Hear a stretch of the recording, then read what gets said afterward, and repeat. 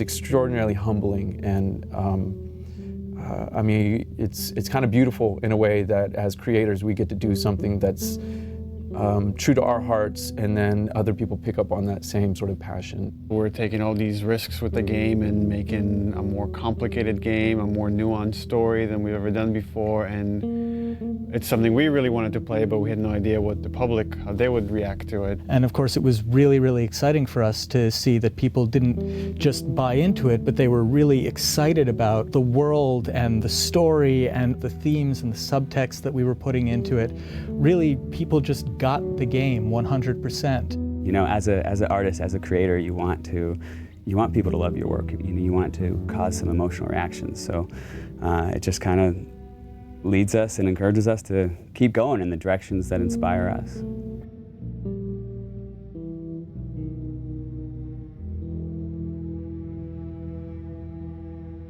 The Last of Us: American Dreams, the graphic novel we released through Dark Horse, co-created by Faith Erin Hicks, the co-writer and amazing artist on that comic book. And it introduces the character of Riley. And in it, we get to see kind of Ellie coming out of her shell, and she starts taking on these attributes from Riley, but it's the first day they meet. And it became really interesting to us to say, okay, months later, after these two have become best friends, and they've had this falling out, where does that relationship go? In discussing ideas, it's like, what if we got to play through that kind of relationship? What if we saw that relationship? And it gives us an opportunity to test out various mechanics and storytelling ideas that maybe we couldn't test on the scale of the full game, but doing it in a smaller time frame allows us to try out these ideas and say, okay, that's interesting. How did that work? The comic book was kind of a great way to see a little bit of what Ellie and Riley's relationship was. So when we set out to design the world, we already had a point of reference that there had already been some great work done just in terms of some of the visuals and some of the language between Riley and Ellie. I think we had a sound story pretty early on that we felt was compelling enough to okay, that justifies us moving forward with the idea of single-player DLC. Now you have a team of some burnt-out, frazzled people that you're trying to say, like, okay guys, let's go again. Can we do it again? And that's a lot. That's a lot to ask of anybody after 3.5 years of grind. We kind of right away knew we wanted to focus on Ellie. We wanted to tell a little bit more about who she was before all this. We also felt like some people were wondering what happened in that time span between when Joel gets really injured and then you play as Ellie. And I felt like I wanted to meet Riley. Like I want to know her. I read a little bit from like the comics, and you kind of had this image in your head in the character, but you kind of really don't meet them until you start to see them. And once you get the actor in there, once you get these people, they really start to come out. All this time I thought you were dead. Yeah. It was interesting sort of this time around to be with someone new. When Yanni came in during casting, I was like, that's totally who I saw in the comic book. That's totally her, that's totally who I heard. You need to cast her. I was a bit intimidated to kind of come on to something that's so big. It's different, Ashley started with it and you're, coming in, I guess, as a sophomore, you know what I mean? Like, you feel like, oh gosh, am I gonna fit in? And then, will I really be able to live up to the standard that's so high? With The Last of Us, we got to see the events that led to who Joel is during the game. We never get to see that with Ellie. With Ellie, we're picking her up at the outset of the journey. What this DLC really allowed us to do is focus on Ellie's life prior to that journey. And we get to see, she's just a kid, ultimately. Despite, the journey she's about to go on, you get to see her have fun, and you get to see her playing with her best friend, and you get to see her be romantic with someone. You definitely see a very different side to Ellie. Being with another teenage girl sort of brings out that playfulness and that silliness that you see glimpses of that with Joel, but it's different hanging out with a 40-year-old dude.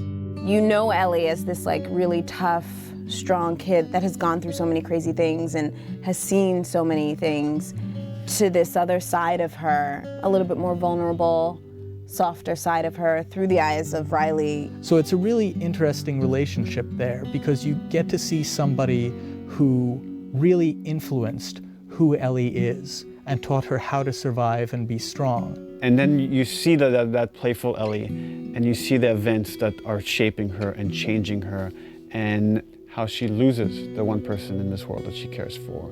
And then you understand why she's willing to fight tooth and nail to not lose Joel. She's already lost this person that she loved. She's not about to let it happen again.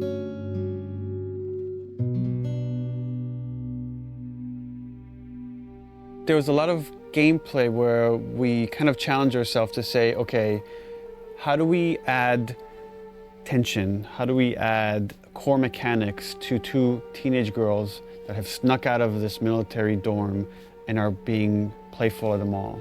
There are large portions where there is no combat, where we're really focusing on the narrative connection between you and an allied character. What's really important to us is how we parallel the player's emotional experience in the characters and vice versa. We want you to always be feeling the way that the characters are feeling. What the fuck are you looking at? We look at contrast a lot whenever we're trying to create pacing of things. And you can't have your lights without your darks, your highs without your lows. So while we're looking at the Ellie storyline, we also want to contrast that with what's happening in the desperation of Joel. So the combat is kind of an extension of the obstacles, the barriers inside of her way that she needs to overcome. Something new we wanted to do with the combat this time was we introduced David's people, sort of the cannibals in the university. By pulling David's crew into the mall, we also thought it would be intriguing to create some new technology where we had the infected fight the humans. We developed a number of setups, combat setups, during the DLC where the player has the opportunity to pit those two sides against each other. And for us, this was really interesting because this allows you to use one faction as a weapon against the other. Now you're able to use these distractions almost as bait or as lures. So that creates this whole new way to think about a combat space and to think about ways that you move around. But it still drives home that idea that it's a desperate world and you're trying to survive in it. The main themes that we're playing with, I think, are love and loss and, on some level, devotion. What lengths do you go to protect the ones that you care about? If you never know if you're going to die tomorrow, in the next hour, in the next few minutes, every moment spent with those you love is a moment to cherish. The relationship between Ellie and Joel, it dealt with survival, it dealt with loyalty, and ultimately it dealt with love. The love of a parent to a child or a child to a parent. The DLC is not that different. In this world, all you really have are your relationships and your friends. I mean, that becomes everything. And I think that's sort of reiterated in the DLC. One of the great things about Last of Us was how much people related to Ellie and enjoyed Ellie and saw her as this strong character. And here we'll get to see how her time with Riley has become that and something that propelled her to be able to go on this journey with Joel.